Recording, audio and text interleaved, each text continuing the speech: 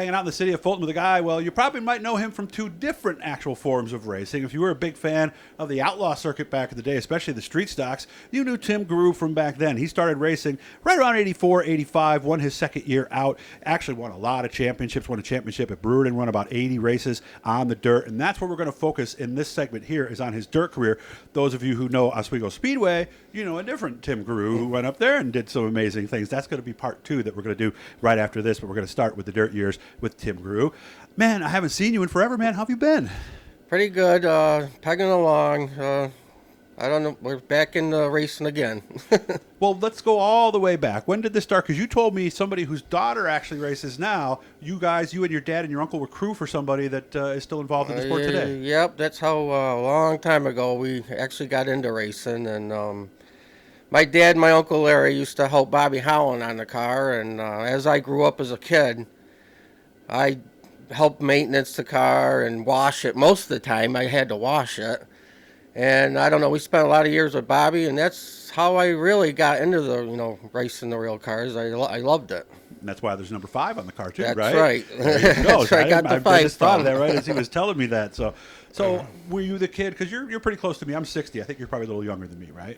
I'm 53. 53. So you grew up with Hot Wheels and racing on TV. So this is probably something you always wanted to do from. Yeah.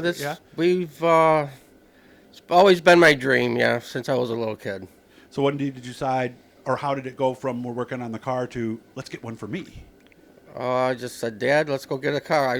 Well, actually, I started to build one by myself when I was a lot younger, and my uncle and my dad showed up on my birthday one day, and my uncle bought the trailer, my dad bought the car, and then we went racing. Okay. What kind of car was it?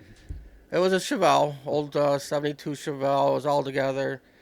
We purchased it from Pete Gates, and we put a motor in out of an old station wagon. We put a cam in it, and we went racing. Just like that. Yeah. Oh, okay. Race tires, or were they street tires back then in the street stock at 85? They were mostly stock tires, the 10-inch tires back then. They were a lot cheaper back then, too. So more like a pure stock almost, rather than, than a street much. stock. Yeah. Do you remember your first night, and where was it? My first night, I was out at Fulton Speedway, and my first finish was 3rd. Not bad. No, not bad. Did you pass cars that first night? Yeah, I believe so. Okay. Yeah. Now, had watching and being around it kind of taught you what to do a little bit before? Did you have an idea of what you were doing when you pulled down that ramp for your first laps?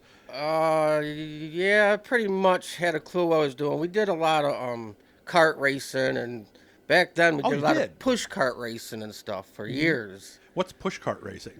Downhill racing. Oh, just find a hill here in Karts. Fulton. We did that when we were little kids, me and my uncle. Not soapbox derby, but something a little less. Yeah, like soapbox derby. Oh, okay, yeah. All right. So the actual soapbox derby and actually, Jack Patrick and a lot of guys were with us. They did that. Yeah, I didn't know that. Yeah. So that got the fear out of you, right? Racing's been in us for a long time. Okay. So when did we start getting real serious then? Because obviously wins were second year. You told me you got your first win.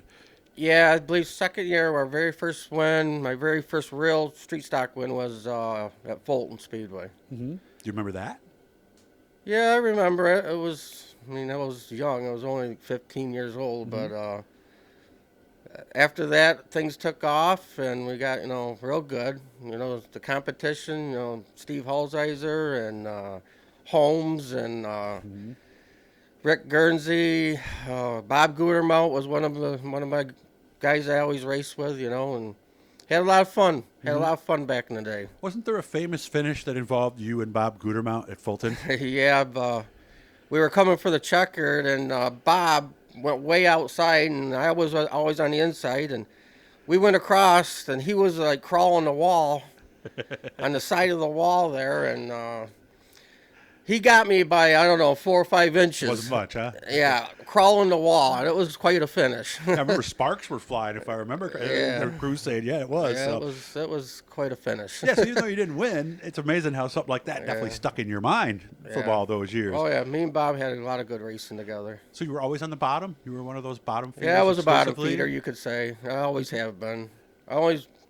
Only went to the outside when I had to, you know. I believe that's the shortest way around the racetrack is the inside. Yeah, and the track tends to clean to the high side of Fulton Yeah. anyway, right? So if you hug the bottom, you should stay out of You trouble, got to have too. a lot of motor run the outside, too.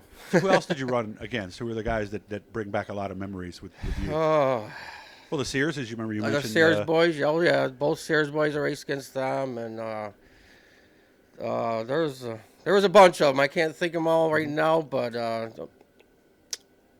I mentioned a few of them. Did you have a rival? Was there somebody that you kind of measured yourself against? Like, man, if I pass this guy, I know I'm doing well.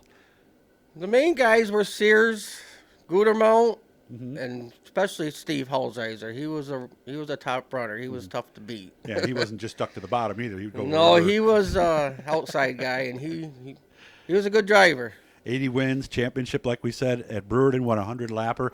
Is there one season or one race night that kind of sticks out in your mind? I drove for Donnie Austin for a little while, and he was the welder at Fulton. Yes, I remember that. For years. Him and his wife, I remember, Yep. come to the track Very together. good Yep. people, very good guys, and miss him. And I drove him for a couple years, and one of them stands out. I won the 100-lap track champion, 100-lap street stock championship race at Brewerton.